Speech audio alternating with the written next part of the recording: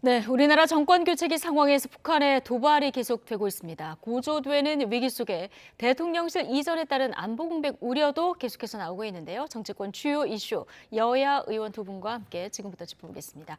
이소영 더불어민주당 의원 그리고 최형두 국민의힘 의원 오늘 두 분 모셨습니다. 어서 오십시오. 네, 안녕하십니까. 네, 안녕하십니까. 북한이 올해 들어서 12번째 도발을 했는데요. 이번에는 특히 사거리가 미국 본토까지 날아가는 사거리다 보니까 명백히 레드라인을 넘은 상황입니다. 정치권에서 한 목소리로 규탄 목소리가 나왔는데 현 정부의 그 평화 프로세스는 원점으로 돌아갔다고 봐야 될까요?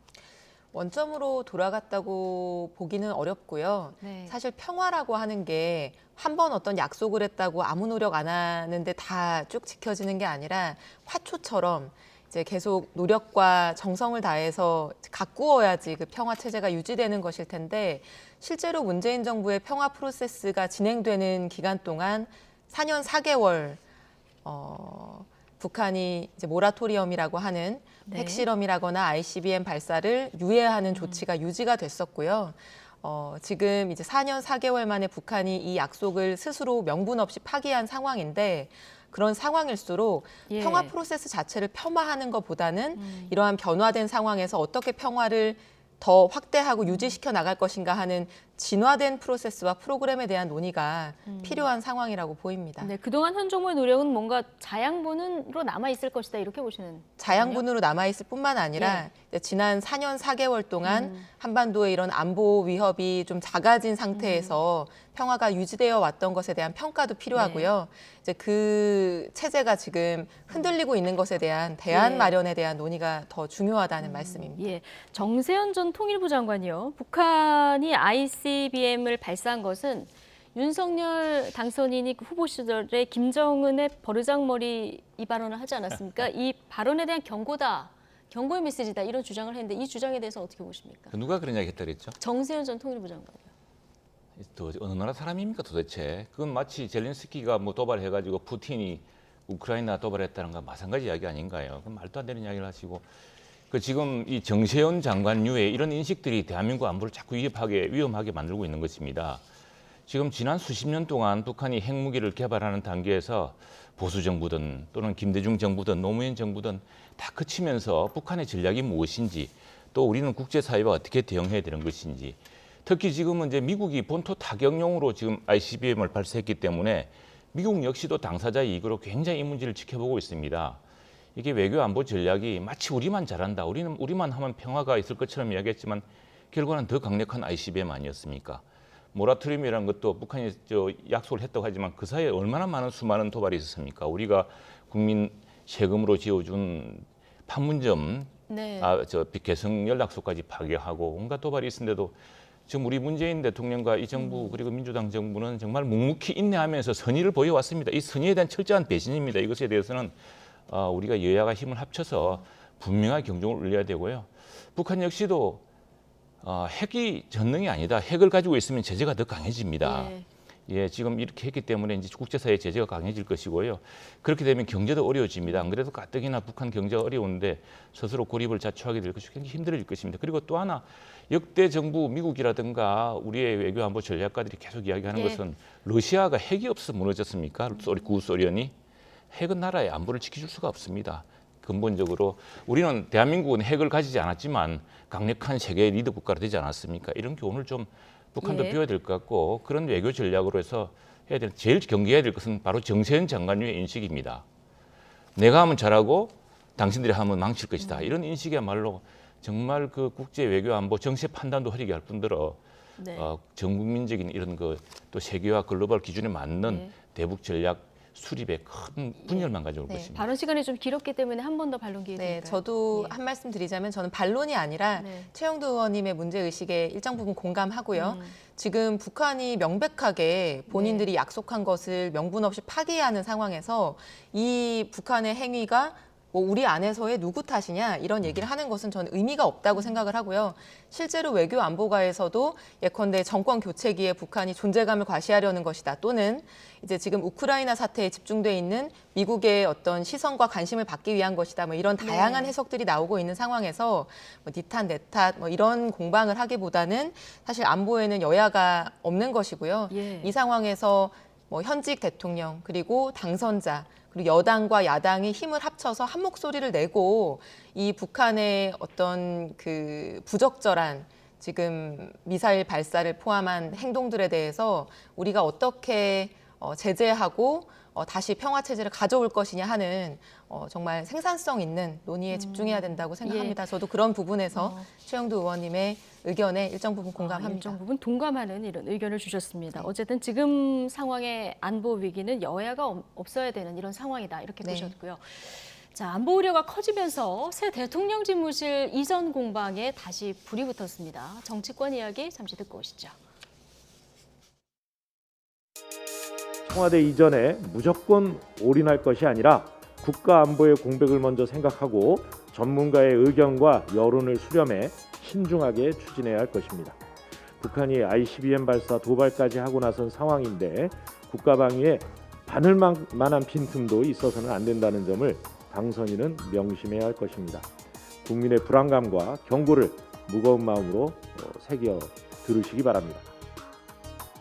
오히려 더 국방부 청사로 저희가 들어가는 것을 국민들께서 저희가 국민 속으로 들어가는 통합과 소통의 의지뿐만 아니라 안보에 있어서도 더 확실하고 안보 강국으로 든든한 외교 안보를 펼칠 것을 국민들이 믿고 선택해 주셨다고 그렇게 생각을 합니다. 또한 앞으로 북한의 어떠한 도발과 관련해서도 국민 여러분들께 그 믿음에 변치 않도록 저희가 노력하도록 하겠습니다. 대통령께서 이동하시는 과정에 상황이 발생했을 때 이용하실 수가 있고, 지방에 어떤 그런 그 시차를 가셨을 때 그럴 때 이제 갑자기 상황이 벌어지면 다시 올 수가 없잖아요. 그 사제에서 쉬시다가 상황이 발생하면 국방부까지 오시기가 늦잖아요. 그러면 그 차량을 위해서 NSC를 주관할 수 있는. 네, 자, 대통령 집무실 용산 이전, 그 전에 임시로 사용할 이 통이동 집무실 괜찮은가 지적이 계속 나오고 있는데, 지금 바늘만한 빈틈이 있어서도 안 될 시기에 이전은 좀 안 될 것이다, 이런 의견이 있고, 한편으로는 국방부 속으로 들어가는 것이 오히려 더 안전하다, 이런 의견을 다 듣고 오셨는데, 자, 어제 윤호중 비대위원장이 안보위원만 아니면 집무실 이전 어디든 협력할 의향이 있다, 이렇게 얘기를 하기도 했거든요. 그럼 용산 이전 자체의 반대라기보다는 지금 너무 이렇게 빨리 옮기는 데 대한 반대라고 보면 될까요? 맞습니다. 청와대 이전할 수 있죠. 대통령 집무실도 어떤 합당한 필요가 있다면 당연히 이전하는 것을 논의할 수 있을 텐데요. 지금 아마 많은 국민들 포함해서 다양한 분들이 우려를 제기하는 것은 이게 너무 급하다는 겁니다. 그러니까 용산에 있는 국방부는 갑자기 뭐 논의나 준비도 없이 어딘가로 이전을 해야 되고, 또 대통령이 취임 이후에 몇 달 동안 임시 집무실인 뭐 통이동 사무실을 계속 이용할 거다라는 얘기까지 나오면서 뭐 방탄 유리를 추가로 설치해야 되냐, 이런 논의가 너무 급박하게 이루어지고 있고, 또 청와대에 이미 뭐 굉장히 많은 비용을 들여서 구축되어 있는 시스템을 우리는 사용하지 않겠다, 이런 얘기가 나오면서 조금은 대책 없는 이런 다급한 얘기들이 나오고 있는데, 뭐 5월 10일부터 청와대를 국민에게 개방한다는 거 좋은 아이디어일 수 있지만 그게 꼭 5월 10일이어야 되는 거는 아니지 않습니까?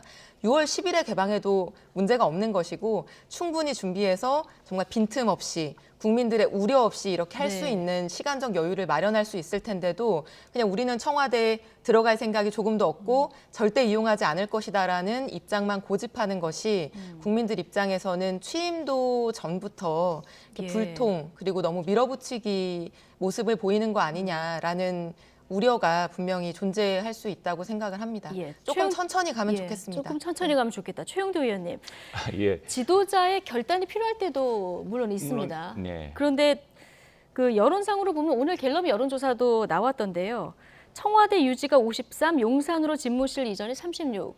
그 여론조사상으로 보면은 반대 의견이 조금 우세한 이런 상황이라 국민의 설득 과정이 조금 더 필요한 거 아니냐 이런 얘기가 계속 설득 지속적으로 과정이 나오거든요. 필요한데 지금 설득에서 가장 더 집중해야 할 대목이 이런 것 같습니다. 네. 지금 북한이 이렇게 ICBM을 도발하는 양상에서는 사실은 한미연합사가 있고 또 합참 벙커가 있고 한 예. 국방부가 더 훨씬 좋습니다. 사실은 저도 뭐 청와대 근무해봤습니다만 이 청와대에 그게 서버가 있는 게 아닙니다. 이게 모두 합참하고 그다음에 우리 중앙 여러 그 관제센터랑 연결되는 네트워크이죠. 거기가. 그런데 지금 사실은 뭐 그동안 우리 대통령께서도 북한의 미사일 발사 도발이 있었지만 뭐 NSC 회의 가셨습니까? 안 가셨잖아요. 가까이 있다고 하시는 게 아니거든요. 근데 오히려 지금처럼 북한이 이 임기 초에 또는 한미 관계에 또는 저 국제 정세의 변화 속에서 어떤 도발 양상이 고조된다면은 오히려 저는 국방부에서 그리고 지금 대통령실이 굉장히 축소가 됩니다. 지금처럼 많은 부분이 가는 게 아니거든요. 국방부의 한 층 정도를 당분간 쓴다거나 하면서 가능한 일이고 해서 그 청와대는 통일동이 아니라 돌려주고 국방부의 그렇습니다. 한층 지금 들어가는 정도를 것은 쓰면서 합참 들어가는 것이 아니라 국방부 한 층에 예. 지금 대통령 집무실이 만들어지고 한다는 것인데 그 국방부의 이전이라든가 국방부의 그런 그 리로케이션 같은 경우는 조금 조절할 수 있겠지만 예. 오히려 이런 외교 안보의 위기 속에서는 한미연합사와 합참의 벙커가 있는 국방부 부지가 오히려 더 핵심적인 요소다라고 생각되고 만일 지금 국방부 장관 숙소, 합참의장 예. 숙소인가요? 그쪽을 한남도 이용한다고 하면 훨씬 가까운 거리거든요. 그렇기 때문에 오히려 외교안보 위기 속에서는 지금 네트워크의 한 말단인 청와대 센터보다는 오히려 합참 벙커가 더 그럼 좋다 이 하셔야 됩니다. 안보 위기 상황에서 오히려 빨리 가는 게 더 낫다 그렇습니다. 이렇게 네, 판단하시는 겁니까? 그렇습니다.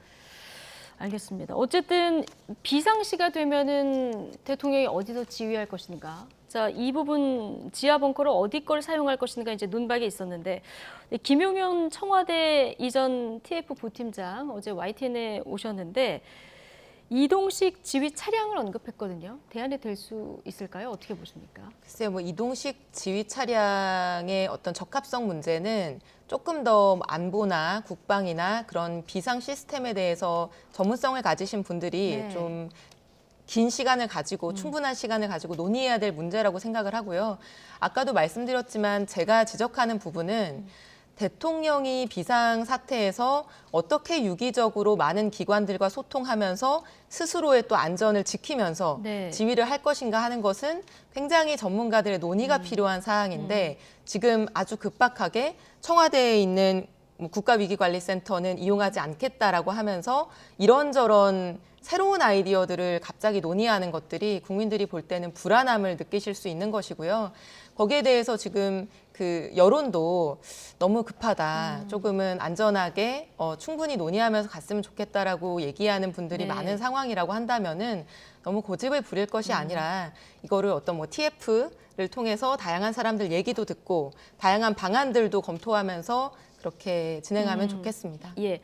그 이동식 지휘 차량 물론 이제 인수위 내에서도 다양한 검토를 하고 이제 말씀을 하시는 거겠습니다만은 국군 통수권자가 이용할 차량 아니겠습니까? 이용할 네네, 이제 지근거리 있다 보니까 이 공격 타겟이 될 우려는 없을까? 이런 부분도 다 검토를 하고 한 예, 얘기실까요? 그렇겠죠. 지금 네. 더구나 저렇게 발표하신 분이 합참 작전본부장 출신입니다. 그렇죠. 네, 누구보다 가장 잘 아는 예. 상황이고요.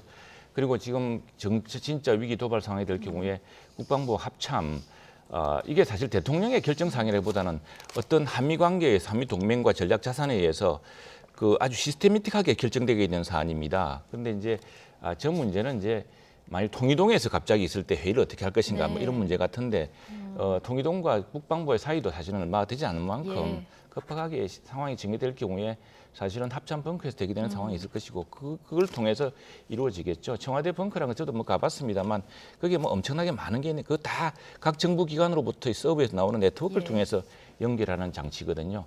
가장 중요한 외교 안보 자산은 안보 자산과 안보 전략 정찰 자산 같은 것은 예. 지금 합참과 한미연합사돼 있기 때문에 예. 우리 국방부가 더 핵심입니다. 근데 통이동에서 근무할 경우에 5월에 네. 바이든 대통령 방한 가능성 얘기가 네, 나오고 네, 있지 네, 않습니까? 네.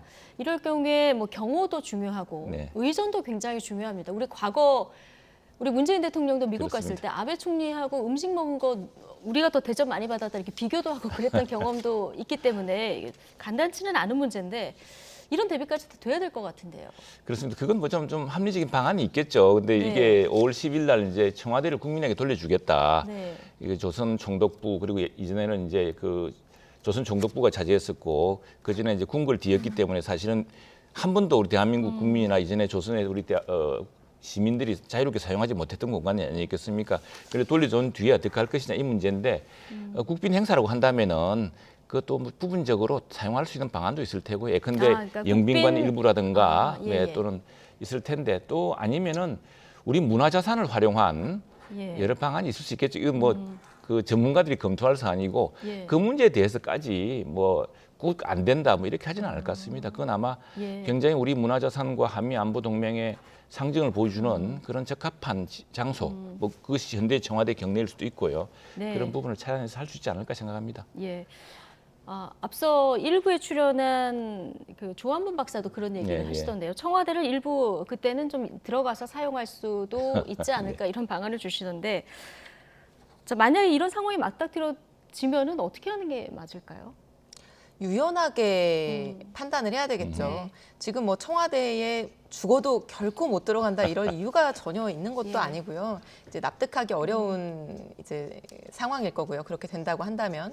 그래서 뭐 외교나 이런 뭐 결례를 하지 않는 그런 목적으로 의전상 필요하다고 한다면은 당연히 네. 유연하게 네. 사용하고 고려해야 되지 않겠습니까? 예, 알겠습니다. 외교 의전 중요한 문제이기 때문에 좀 유연성을 발휘할 필요가 있다.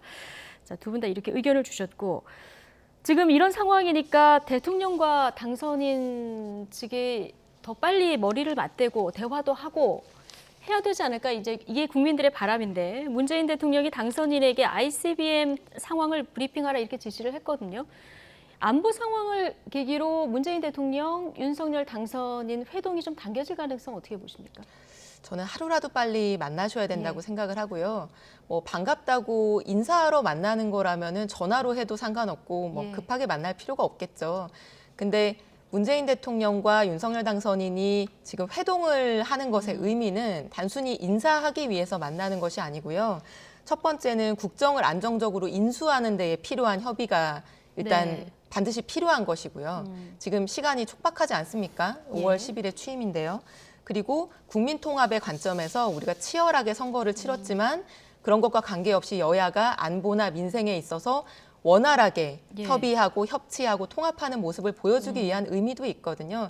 그런 측면에서는 지금도 늦었지만 예. 하루라도 빨리 회동을 하실 필요가 예. 있고 특히 지금 이제 안보의 위기 상황 속에서 이제 긴밀한 한 목소리의 협력이 필요하기 때문에 뭐 이런 기회에서라도 네. 하루빨리 회동이 이루어졌으면 하는 바람입니다. 그러니까요. 여기 나오시는 모든 의원님들도 여야 할 것 없이 하루빨리 회동이 이루어져야 된다 말씀을 하시거든요.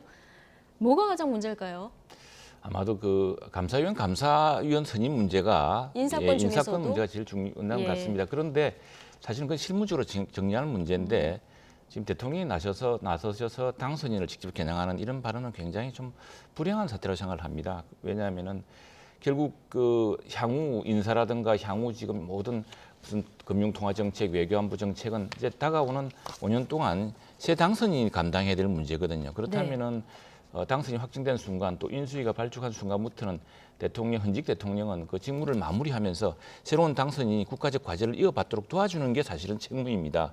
그것이 아마 우리 헌법 제도가 마련한 책무일 텐데 지금 직접 대통령께서 이렇게 윤 당선인을 겨냥해서 당선이 다른 사람 말 듣지 말고 직접 결정하라고 하시는 것은 대단히 부적절하다는 생각이 들고 그러나 또 하나 지금 외교안보 상황, 특히 안보 상황이 심각해지는데 사실은 대통령께서 직접 지시하기도 했지만 네. 지시를 하지 않더라도 지금 저 당선인은 이 외교 안보 상황을 보고받도록 되어 있습니다.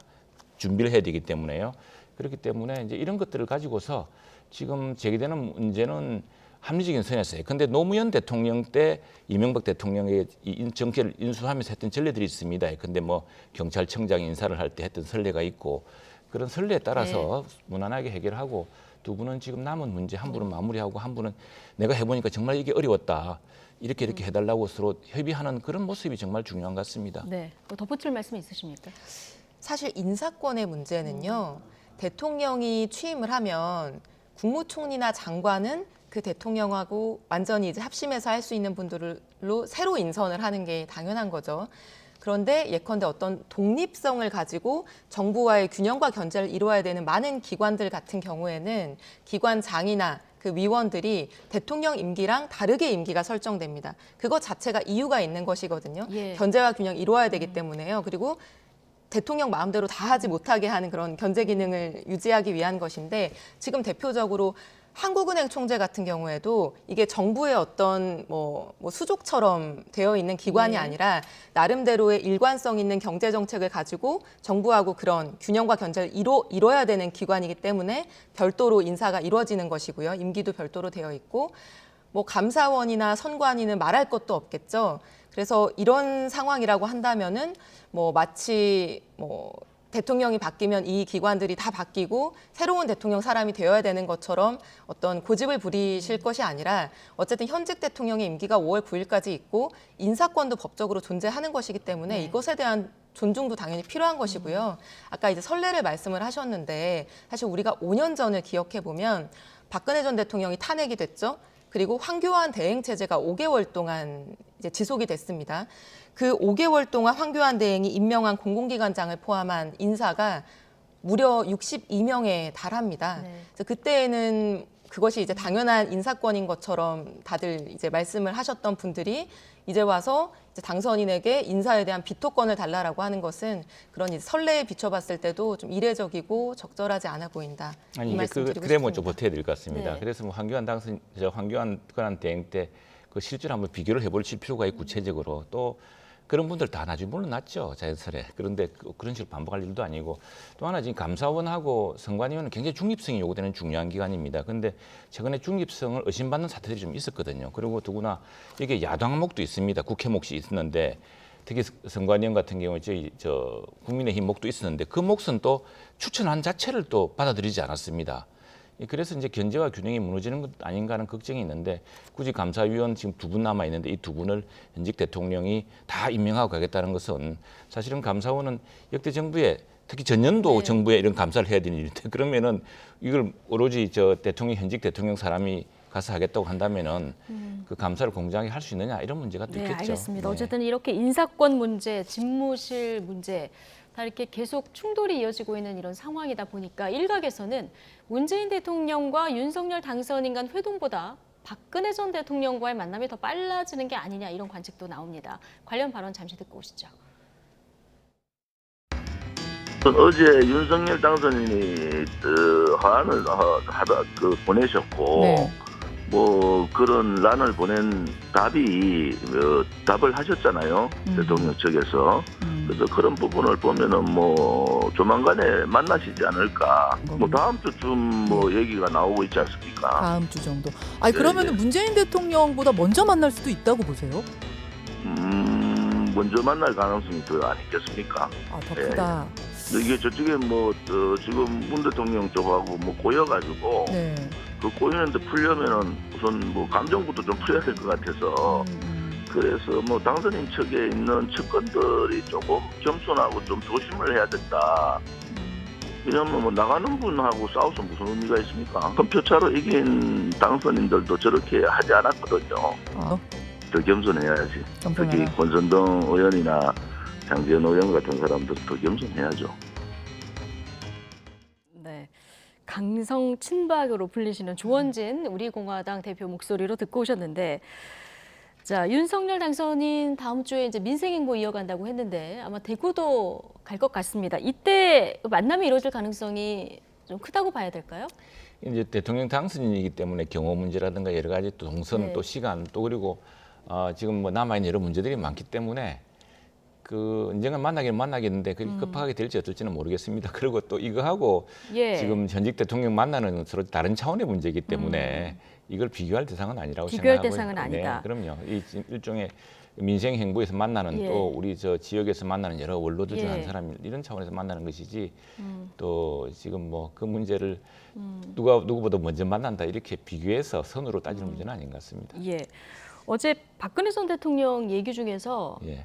다른 이들의 이 부분하고요. 예. 그다음에 작은 힘을 보태겠다. 이 부분에 밑줄을 긋고 여러 가지 해석이 나왔었거든요. 네네. 어떻게 박근혜 들으셨습니까? 대통령께서도 전 예. 대통령께서도 사실은 뭐 애국심이 대단하신 분 아니겠습니까? 또 여러 가지 지금 그동안 옥고도 치르시고 했습니다만 나라를 생각하거나 또 국민들을 생각하거나 미래를 생각하는 게 큰 만큼 예. 거기에 어떤 역할을 하시겠다는 것이겠죠. 그리고 이게 지금 한간에서는 이제 뭐 현직 대통령 당선인이 과거에 검찰로서 기소했던 사람으로서 뭐 이러는데 사실 그 기소라든가 그런 것들이 검찰이 억지로 만든 수사가 아니지 않습니까? 네. 정치권에서 탄핵을 했고 또 헌법재판소 탄핵이 되었고 또 그런 어떤 고소를 하고 뭐 이런 과정에서 당시 자리에 있던 사람으로서 이제 그 의유를 할 것일 뿐이고 또 똑같은 기준으로 현직 살아있는 권력도 예. 수사하다가 또 현 정권에서 핍박받은 사람 아니겠습니까? 예. 그래서 그런 문제를 가지고 당선인과 박근혜 전 대통령과 무슨 이런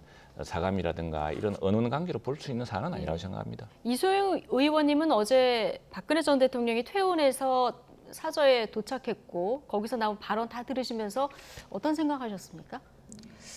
뭐 어떤 그 구체적인 내용이 있는 건 아니었기 때문에요. 네. 앞으로의 이제 행보나 뭐 발언이나 이런 것들을 쭉 지켜봐야 되는 문제인 것 같고 그거 자체에 너무 큰 의미를 부여할 건 아니라고 생각합니다. 예. 근데 다만 방금 이제 말씀하신 것처럼 문재인 대통령을 당선인이 회동하기도 전에 박근혜 전 대통령을 먼저 만나는 게 아니냐라고 하는 이제 네. 뭐 주목이 이루어지고 있는 상황인데 저는 윤석열 당선인이 그렇게 하시지 않으시기를 정말로 바랍니다. 예.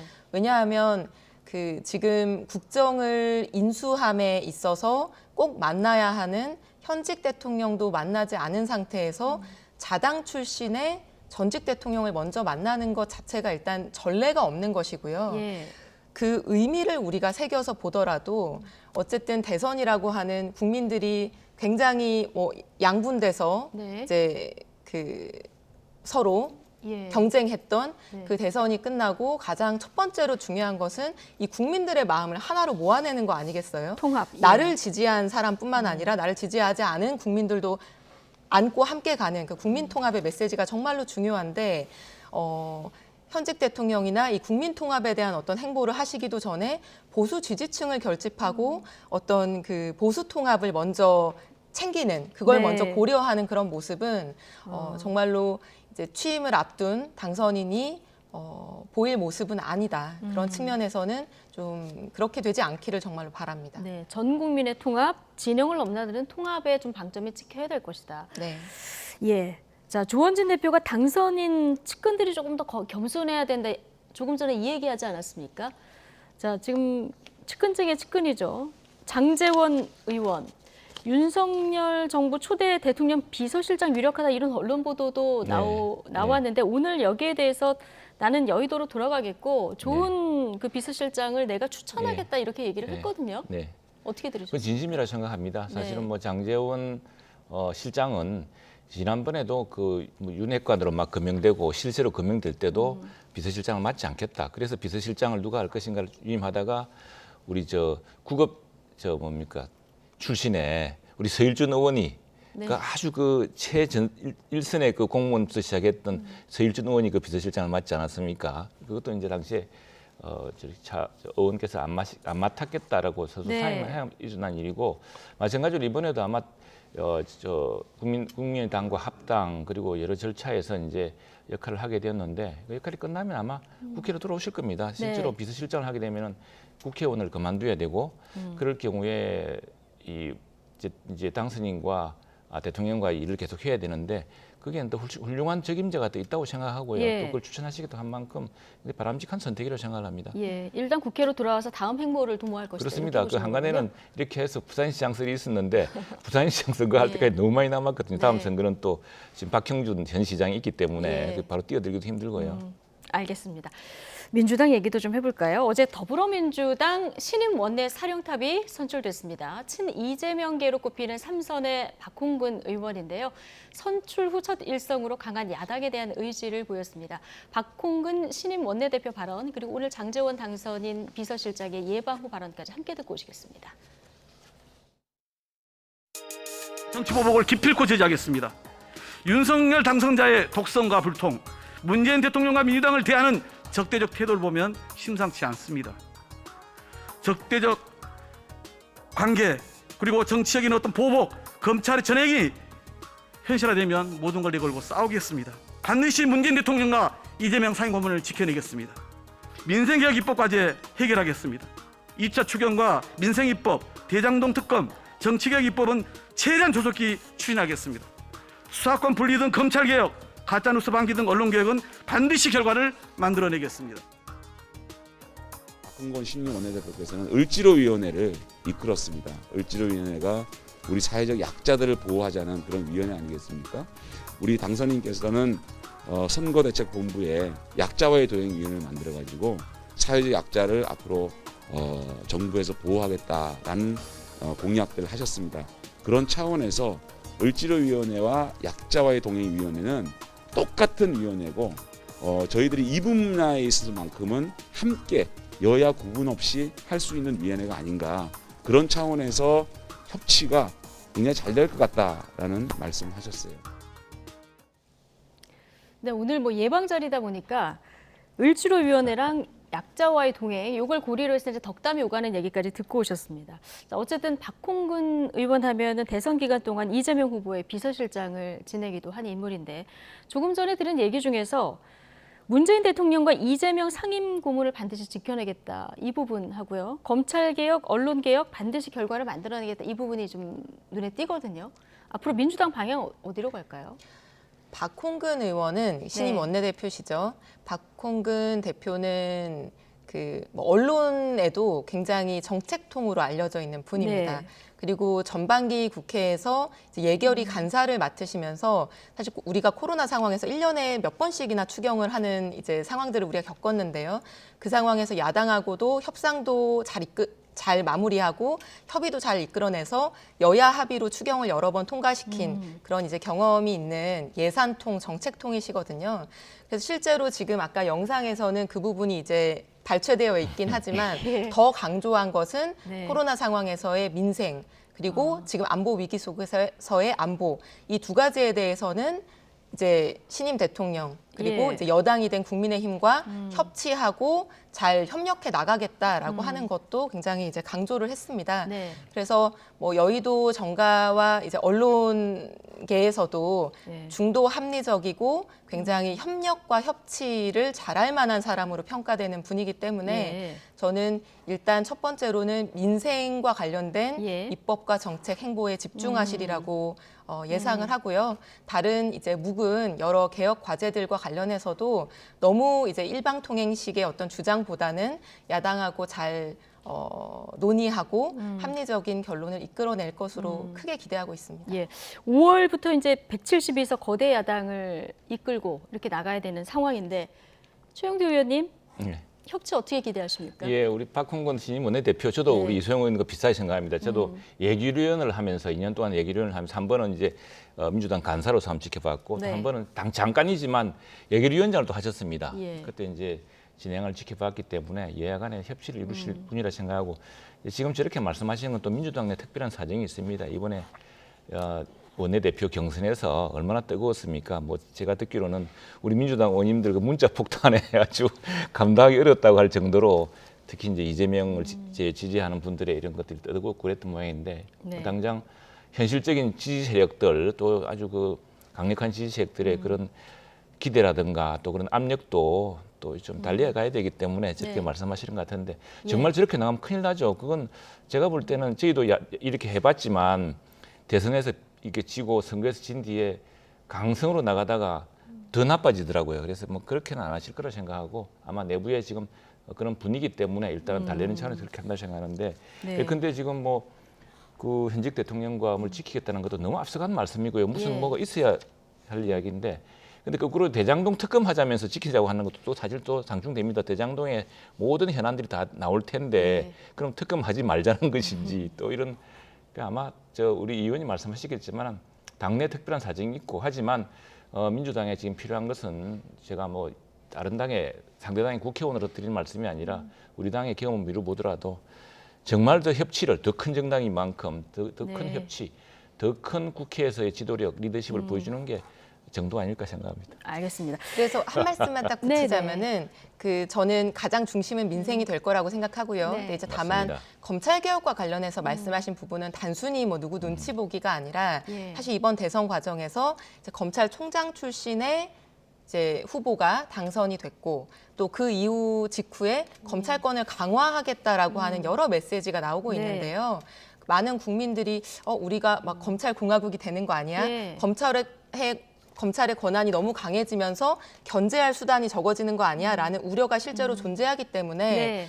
검찰총장 출신의 후보가 당선인이 된 만큼 검찰의 권력을 적절하게 견제하고 분산시키는 과제가 사실은 더 중요해진 것도 맞습니다. 그래서 예. 그런 측면에서도 그런 개혁 과제들을 합리적인 범위 내에서 그리고 예. 국민들이 수긍하시고 동의하실 수 있는 범위 내에서 예. 또 빠르게 추진돼야 되는 부분도 있다고 생각합니다. 알겠습니다. 그건 그렇지 않을 겁니다. 한마디 못하면 걱정하셔도 될 겁니다. 네. 걱정하실 것 없다. 네. 예, 알겠습니다. 두 분 말씀 오늘 여기까지 듣겠습니다.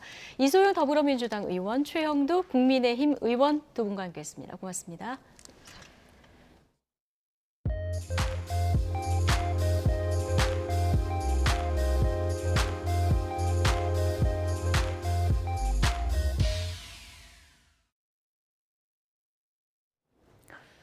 네, 코로나19 신규 환자가 33만 명대를 기록한 가운데 연일 400명 안팎의 사망자가 나오고 있습니다. 오늘 0시 기준 확진자는 33만 9,514명으로 전날보다 5만 명 넘게 줄었습니다.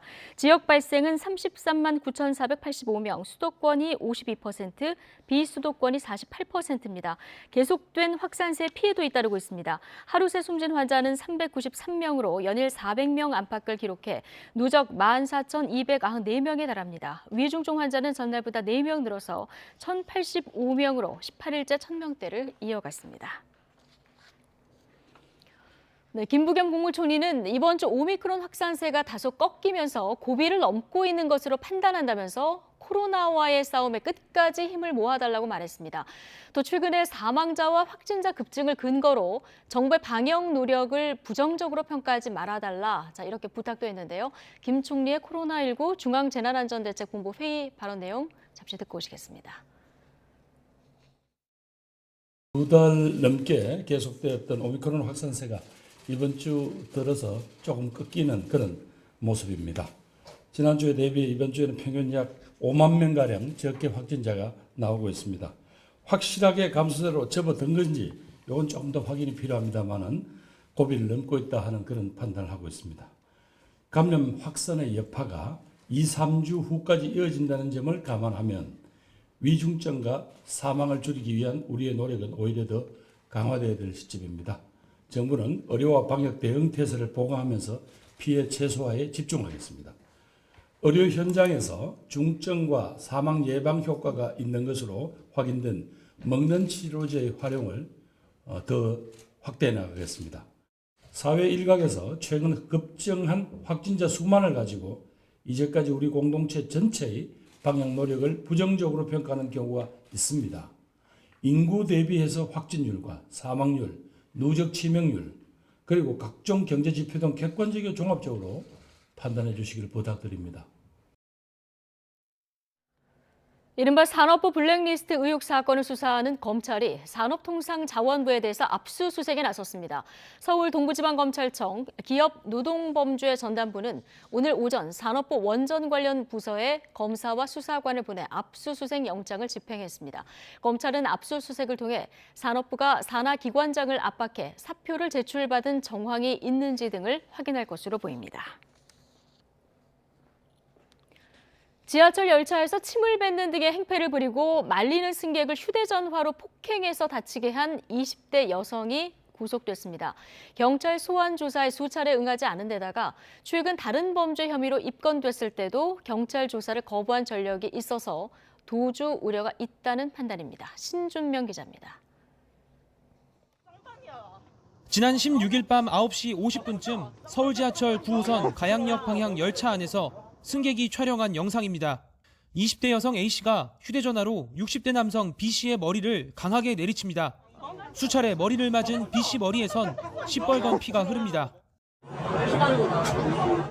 A씨는 경찰에 아는 사람이 있다고 소리치며 B씨를 향해 욕설과 폭언을 이어갑니다. 경찰백 있으니까 나라. 경찰백? 나라고. 그러니까. 당시 A씨는 열차 좌석 등에 수차례 침을 뱉었는데 이를 본 B씨가 A씨의 가방을 붙잡고 열차에서 내리지 못하게 하면서 시비가 붙었습니다. A씨는 자신을 말리는 다른 승객들도 폭행하다 결국 열차 밖에서 승객들에 의해 제압됐습니다.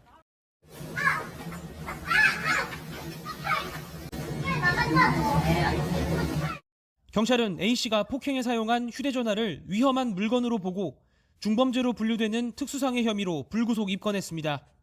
하지만 A씨는 경찰 소환 조사에 수차례 응하지 않았고 뒤늦게 출석한 뒤에도 실거주지를 밝히지 않았습니다.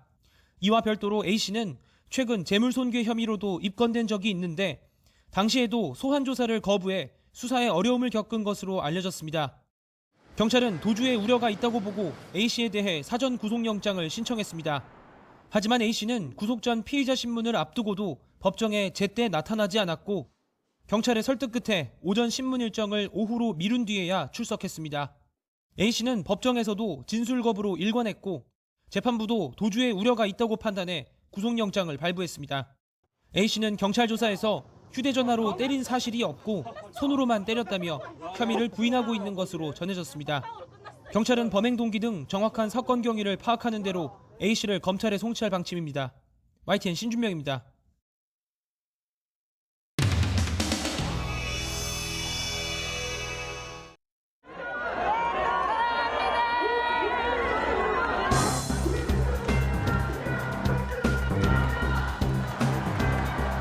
오랜만에 여러분께 인사를 드립니다.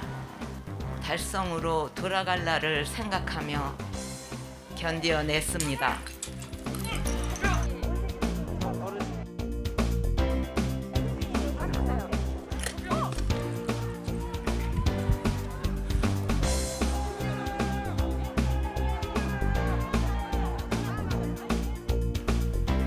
돌아갈 수만 있다면 그때로 다시 갈 만큼 그 시절이 참으로 그립습니다. 저의 작은 힘이나마 보태려고 합니다.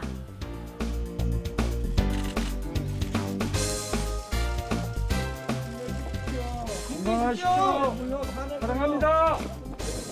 누가 이 나라를 대파 들었어? 윤석열이가 그렇습니다. 윤석열이.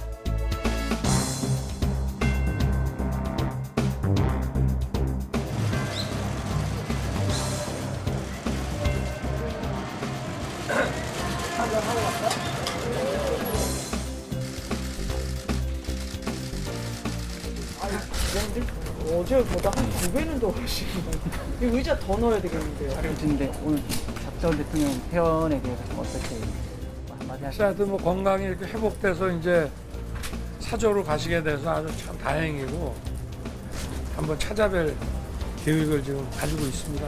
시민지 초청도 제안했죠. 아니 원래 전직 대통령은 다 오시게 돼 있잖아요. 당연히 뭐.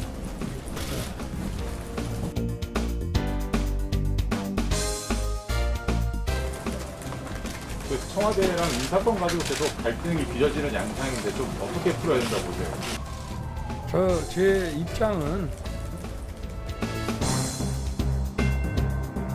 나도 이제 임기 말이 되면 그렇게 하겠지만 원칙적으로 마지막에 인사 조치하는 거는 저는 바람직하지 않다고 생각합니다.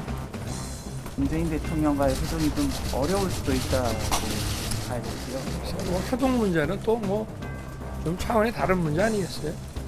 문재인 대통령은 다음과 같이 말씀했습니다. 답답해서 한 말씀 더 드립니다.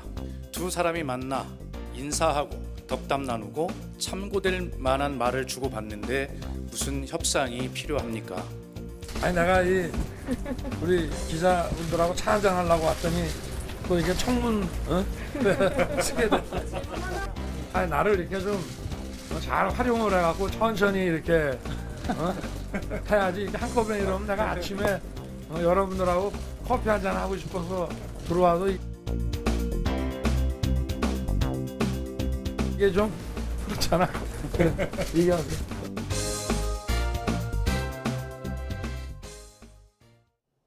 오늘은 따뜻한 남서풍이 유입되며 날이 무척 포근합니다. 하지만 밤부터는 날씨가 급변하겠는데요. 서해상에서 비구름이 유입되며 퇴근길 무렵 제주도와 전남 지역에 영향을 주겠고 밤에는 전국으로 확대하겠습니다.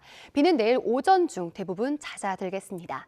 그 사이 제주 산간 많은 곳에 250mm 이상, 남해안과 지리산 부근에도 최고 80mm 이상의 폭우가 쏟아지겠습니다. 서울 등 수도권과 남부지방 곳곳으로도 최고 70mm의 많은 비가 내리겠는데요. 특히 밤사이 제주도와 남해안, 지리산 부근에 시간당 30mm 이상의 국지성 호우가 쏟아지면서 호우특보가 발효될 가능성이 있습니다.